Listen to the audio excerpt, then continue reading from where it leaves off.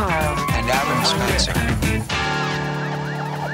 Hello, science lovers. How are you going? Welcome to another Sleek Geeks podcast with me, Adam Spencer, my compadre in Sleek Geekness, Dr. Karl Kruszelnicki. How are you, Karl? Oh, I'm ever so peachy keen, Dr. Adam. And we've got a special guest here this week. You might know him as the surfing scientist. You might have seen him on our Sleek Geeks television show of a few years ago. He might have been to a school and done one of his fantastic science demonstrations for kids. But he's here to talk about a published piece of medical research he's done. Reuben Meerman. How are you, Reuben? I'm very well, thank you, gents. Now, it's that time of year, the new year. It's a time when a lot of people have given it a bit of a nudge around the Christmas and Boxing Day lunch table. They're thinking, I'm not in great shape. I've got a New Year's resolution. I'm going to lose some weight. Today we're talking about what actually happens when you lose weight. What is it that you lose? Let's go back a step. First of all, Karl, if I eat too much for an extended period of time over Christmas and I've put on, say, 5 kilos over the last couple of months, what have I put on? You've put on mostly fat, and if you're lucky, it'll appear on your lower body. It'll actually be protective. It'll be good for you to some degree. And what will have happened is the number of fat cells will have increased. We're talking below the hips. However, if you're male, almost certainly they'll appear above the waist. That is not protective. In fact, the exact opposite. It's associated with insulin resistance and obesity-related metabolic disorders. And what happens there is the fat cells get bigger. But I've got more fat, but it doesn't just mean that I've eaten fat. If I eat, Reuben, much too much carbohydrate or even much too much protein or something, I still end up putting on fat. So how does the fat become created? Where does the fat come, the extra fat that I'm now carrying around? Well, so the carbohydrates that you eat and the protein, you can convert that to fat. Your liver does this. And so it takes... First of all, it takes the glucose molecules apart, then puts them back together. It's a multi-step biochemical process, but it puts it back together as this new substance, which is fat, which is very different to carbohydrate. And those molecules, they're called fatty acids that your body makes, and then it stitches them together. And it's still a fat, but it becomes triglycerides. And you'll know about those if you've gone for your blood test for just a general health test. They check to see how many of these triglycerides are floating around in your blood because you don't want too many in your bloodstream. But then those triglycerides get stored in very specialised cells called adipocytes, which is the stuff Karl's talking about. You know, you can either grow new adipocytes. If you're putting on weight, you've got to put it somewhere. You've got to put this fat into some cells. And you can either do that by growing new cells to put it into. That's below the waist? Yep. Or you can add it to the cells you've already got so that they just get bigger. My fat cells get fatter. That's right. They're the ones above the waist, and they're not protective. In fact, the exact opposite, bad for you. If they're around your organs, that's called visceral fat. Okay, so if I've got extra fat on me to a few months ago, that didn't necessarily come into my body as fat. It could have come in as all sorts of things, but then within my body got turned into fat. Okay, let's say now, over the next 3 months, in a really sensible, moderate way, I managed to lose that 5 kilos. A lot of people think my body just sort of burns the fat. This is what you've researched, isn't it? Yeah. What actually happens when you lose weight? Yeah. That's exactly right. And if, in fact, you were nuclear powered, you could burn the fat into energy. However, you are chemically powered, and this is what Reuben dealt with. Where did the question come from? When did you first start thinking about this? It's precisely what we're talking about. A year and a half ago, 2 years ago, just after Christmas, I saw a photo of myself and I'd gotten a little bit of a gut. I was 5 kilos into overweight, and I thought, I'll get rid of that. And just did what you're told to do, started walking a little bit more, eating a bit less, started losing weight, and then thought, hey, this is interesting, read a bit of biochemistry. What does fat become? Because having a physics degree, you know that fat's got to be made of atoms. Mm-hmm. That's where kilograms come from. Feynman said, everything is made of atoms. That's it. Spot on. So if you've done physics, then you know this business that you cannot turn an atom into pure energy, because that's what Einstein's E equals MC squared is all about. Well, you can nuclear powered, but that's it. But we're not nuclear power stations. A couple of walks around the block is not going to turn atoms into pure energy. That's right. Okay. That's right. So I read up very quickly. Fat becomes carbon dioxide and water. That's the two things that a fat molecule becomes, and nothing else. You turn fat into pure carbon dioxide and water. Okay. So the next question that I had, and we've known that for years, that's no big discovery there, that we've known that for over 100 years. But the bit that I couldn't find the answer to is, all right, let's say I lose 10 kilograms. How much of that 10 kilos will I exhale as carbon dioxide and how much will come out of me as water? So the balance between the CO2 and the water was what you were looking for. Let me go back a step. Yeah. You said breathe out. So as I do over time, let's say I do lose 10 kilos, have I've breathed it all out? Have I sweated any out? Have I pooped any out? Good point, because does the carbon recombine with some other stuff to come out of your bummin? No, it does not. So the Really? there's no, essentially not one of those atoms that was in your fat will come out of your backside. None of the carbon atoms. None of the carbon atoms. A little tiny bit of water might, because feces have water in them. They're 75% water. But that water can come from, you can drink it that day. Water is in such a huge state of flux in your body. If you drink a litre of water or half a litre, you've just put on half a kilo. But you'll pee that out if you keep doing that very quickly. So we don't really worry about the water component too much because it's always in flux. But what's really interesting is that the numbers work out to be 84% of the mass that you lose as fat comes out of your lungs. Oh, come on. Are you saying that my mouth is my major excretory organ? Correct. In fact, that's precisely how we word it. Not the one inside my underpants, the one above my neck. That's right. When I lose weight, I breathe out 84% of the weight I've lost as CO2. That's correct. Wow. Yes. It's a huge number, isn't it? And it happens, the reason we think it's taken so long for anyone to give a darn about this is it's invisible. It's coming out of your lungs and people forget. We all know that we exhale carbon dioxide, but people forget that is mass. Those carbon atoms are carrying mass. Mm-hmm. So here's another lovely way to think about it. Every breath that you exhale weighs a tiny bit more than the breath you inhaled. And the little extra bit of weight is either the fat you've just burnt or whatever you ate that day. But you are losing, on average, for a 70-kilogram person, about 210 grams of carbon come out of you a day. 210 grams of carbon a day. A day. Which is matched by, I'm guessing, 210 grams if you're in steady state. Precisely. If you don't overeat, then it's pretty much exactly the same goes in. Okay, so 84% of what I lose, I breathe out as CO2. That leaves 16% as water. That's right. Is that sweated and wee-weed out? Could be, because those water molecules can go, they're in your blood. That's the first place they are. And so what happens to them next is really, there's so many ways. I mean, Karl, how can you excrete water? There's, if you're breastfeeding, tears, saliva, sweat, urine, you feces. Breathe a little bit of water out, don't you? That's correct. In fact, I had a guy who ring in on Triple J and say, Dr. Karl, there's something wrong with my bathroom scales. I weigh half a kilogram less in the morning than I do at night, and I don't go to the toilet in the middle of the night. What's wrong with my scales? I said, they're right. You're just breathing out half a kilogram of water vapour. That's why you need to have water every couple of days, or else you die. You're breathing it out. That water, if you're staying healthy and holding a healthy, steady state weight, that water you're breathing out is balanced out by the water you're drinking or containing your food, etc. That's right. But we're talking if you lose weight over the long term, 84% of what you lose is breathed out as CO2. Yeah. How did you work that figure out? You said it had never been done before. How do you find that out? So the tricky bit about how to figure this answer out is that this stuff called fat is made out of just three elements. Carbon, all of which will become carbon dioxide. There's hydrogen in it. So all of the hydrogen, when you break this molecule down, will become water.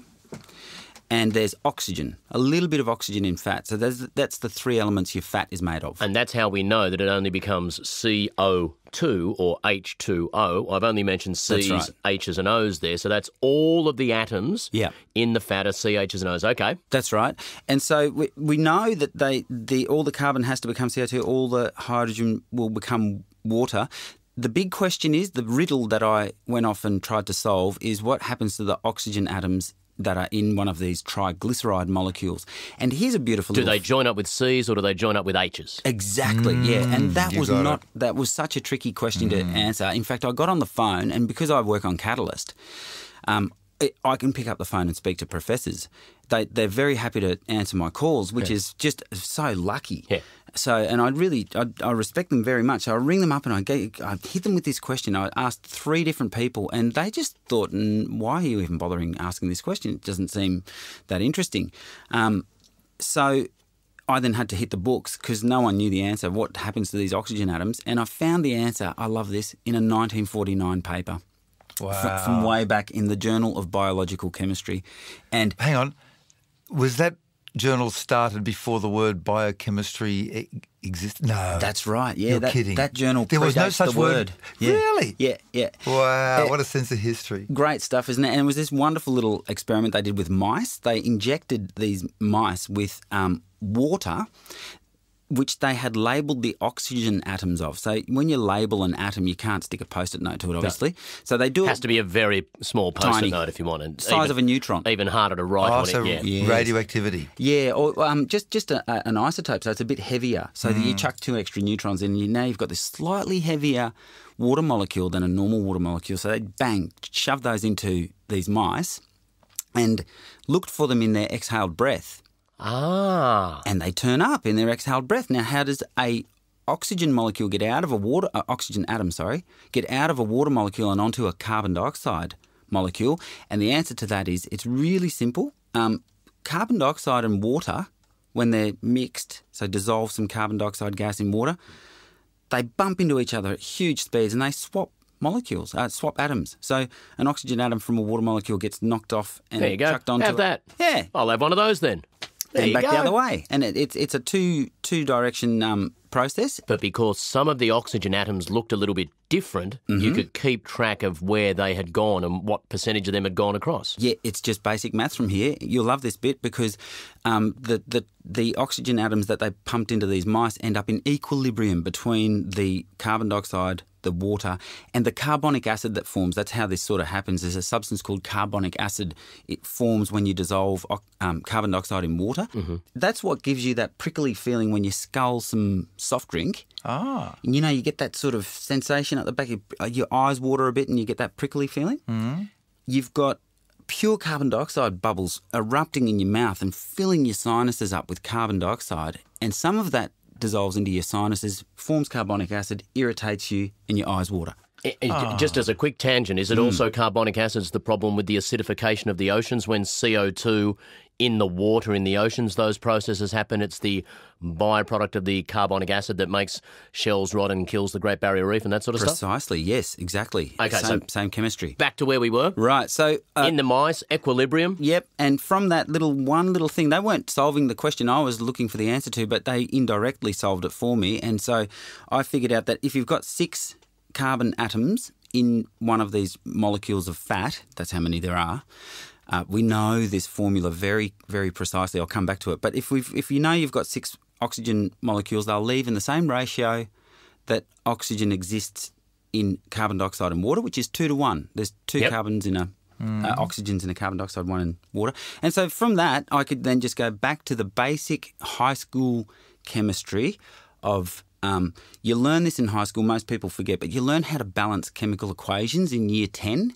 It's called stoichiometry, and then you forget it immediately, unless you happen to go on and do more. But so the stoichiometry is interesting. You could have figured this out in 1960 when Jules Hirsch published the fat molecules chemical formula, precise chemical formula for every molecule of fat in your body is made of these 3 elements, and on average, each has 55 carbon atoms, 104 hydrogens and 6 oxygens. That's the chemical formula for the fat that you're trying to lose, C55, H1O4, O6. That's the average. That's the average fat molecule. There's a few that have a couple more. Yeah, they vary. That's just a typical run-of-the-mill fat molecule. That's one right there. I got millions of them. Get rid of them. Yeah, boom.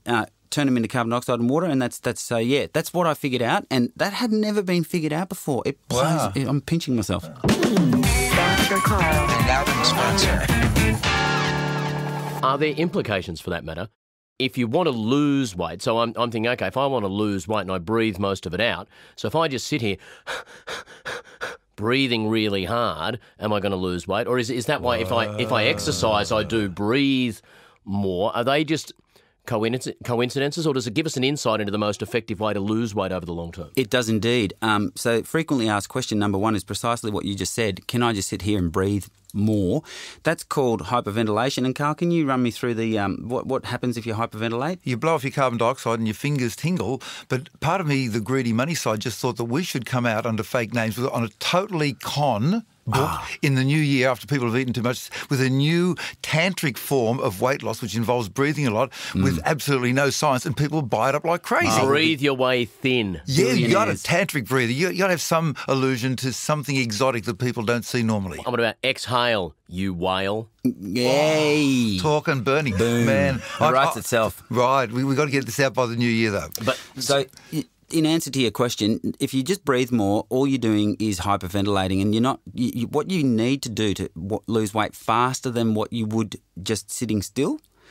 So I'll give you the maths actually, because I've figured it out and it's in this paper. If you sit still, a 70-kilogram person sits still for 8 hours, sleeps for 8 hours, and then just does activities of the day, as it's called in the trade, which doubles your metabolic rate above resting.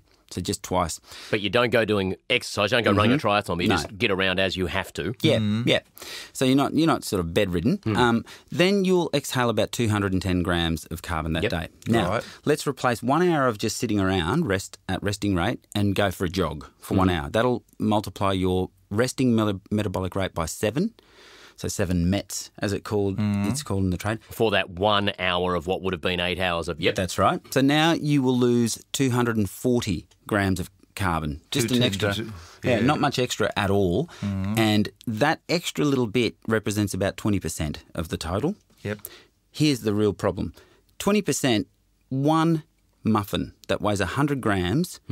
is about 20% of your daily energy requirements. Wow, which people would eat without even noticing. That's right. You can just, snack on that and think, oh, yeah, no, that was a muffin. It's reasonably healthy, you might think. Had some blueberries in it, blah, blah, blah. It's so easy to overeat your exercise, and it's really hard to out-exercise. Wow, that's a deep overeating. phrase. It's so easy to overeat your exercise. So you go for a jog for 1 hour and then you have a muffin. Cancelled. Wow. And the converse, as you said, it's very hard to undereat. Yeah, it's hard to... It's hard to overeat. No, it's hard to overexercise. That's right. Your eating. That's right. And it's hard to undereat your exercise. Yeah. So the way it's not an original phrase that I've come up with, by the way. I've heard other people say it. So the trick is that because it's so easy to eat more than your daily energy requirements, even with exercise. There's the problem for most people, because most people can't do much more than an hour of exercise because they've got to work, you've got kids, it's just a time constraint problem. If you rode the Tour de France, then you're exercising all day, and they have trouble eating enough. But that's just so And in fact, in the Antarctic, they couldn't eat enough. Right. And they starved to death, even though they were eating as much as they could. And I spoke to some women who skied their way from the coast to the South Pole, and even though they'd put on 20 kilograms extra beforehand of weight, they lost a kilogram a day, and even though they were eating as much chocolate as they could, they still kept on losing another kilogram and went 10 kilograms below their normal weight. And you hear about those people being on diets of just solidified fat. Yes. And things like that to try and get the energy. But in your normal steady state, you're saying even an hour a day of exercise will eventually get you there, but you've got to be really careful that you don't outweigh that by some sort of accidental eating. An That's easy right. muffin. Yeah. So it really does come down to count your kilojoules, count everything. Count what's in your drinks, coffees, everything. And what's great about this is, so you've done this work, no one's ever done it before. You rang a few professors, they didn't know the answer, and now this is taken off and it's going to be published in one of the world's most prestigious journals? It is in the British Medical Journal. That's the sound of me being insanely jealous. You've never been published in the BMJ, Karl? No, never. You ever been published? Ish, kind of, in something that's got an impact factor of about minus 0.010 or something, You are the most impressive person I know in terms of being published. But this is your first ever paper? Yes, first peer-reviewed paper. And first peer-reviewed paper, and you've gone the BMJ? Yeah, we bypassed a few of the lower down the pecking order. In fact, we got rejected by one of the journals because they wouldn't believe. I did a survey of doctors, dietitians and personal trainers and asked them the question, when someone loses weight, where does it go? Not one doctor said carbon dioxide. Not one personal trainer said carbon dioxide, and only 3 dietitians remembered their biochemistry. Wow. So there is a massive gap in the knowledge of our health professionals who are, it doesn't change the advice they've always given, so they're still correct. Energy less, in more. has to be less than Yep. energy out. Yep. So they're not doing anything wrong. But I think this just helps you cast a very critical eye over the claims that other weight loss supposed gurus tend to make. You've got your celebrities out there getting behind all kinds of diets. And, it doesn't matter if you eat nothing but sugar or nothing but protein. As long as it's less and weight loss is your only concern, then it doesn't matter how you do that. But I'm not recommending you only eat one thing. Because a big thing at the moment is that to go sugar-free, and what you're saying there is the issue is not inherently that sugar is evil, but that there is just so much of it hidden in food that if the people who go on sugar-free diets say they're stunned at how many foods they find they were eating that had sugar, and just the complete sensory overload of not eating sugar anymore, and there's so much energy coming out of your diet if you go sugar-free, yes, and moderate it, then you'd inevitably have to lose weight. Yeah, almost. I mean, but it's very easy to replace it with fat, although it doesn't taste as good. And that, there's that whole question, and I'm not a dietitian, so I'm not really an expert on this, but there is the question of when you deep fry anything, it's usually carbs. You don't deep fry meat. So that's fat and sugar right there. This part of it gets really interesting, but we've overcomplicated it. Just count your kilojoules and get easy. So where to from now for you, Mr. Surfing Scientist? One ever peer-reviewed publication. It's in the BMJ. Do you keep going down this path, or do you retire from academic publication forever, the equivalent of having scored 200 not out on debut in the only test match you ever played? Get out while you're ahead. We've already started on the second paper. We're hoping to get this calculation that I've figured out into the biochemistry textbooks. Yes. Because when we teach doctors and dietitians, these are very, very smart people, as you know, because to get into the courses. So it's not that they don't get it. It's just that we haven't ever taught it all in the one lecture. We give them various parts and we never show them the whole thing in one go. So I've also got a bunch of demonstrations that I do at schools, and I'm keen to talk to education departments about, hey, this is really easy to demonstrate. Carbon dioxide, dry ice is made out of that. You drop some dry ice into water, you've got every kid in the room absolutely hooked. They're watching, and that is what fat becomes. So we've got to just remind kids that what you exhale has mass. It's got kilograms in it. And if you exhale your breath into a clear balloon and freeze that with liquid nitrogen, you can see the dry ice in there. So you can literally see... Well, there's little particles of... Yeah. Wow. It's a white powdery substance. Wow, that's your carbon dioxide. There you go. That's where your food... You can store your ex-fat. Yeah. It has been wonderful talking with you, Reuben Meerman, on the Sleek Geek podcast. You can follow us at Sleek Geeks. Send us Twitter questions. Go to drkarl.com to download the podcast. Though you've already done that if you're listening to the podcast. Didn't need to tell you that. Why don't we all, just together, as one, lose some weight as we say farewell to listeners on 3. 1, 2, 3. See you later. We are controlling transmission. I don't understand what's going on here. Sleek Geeks.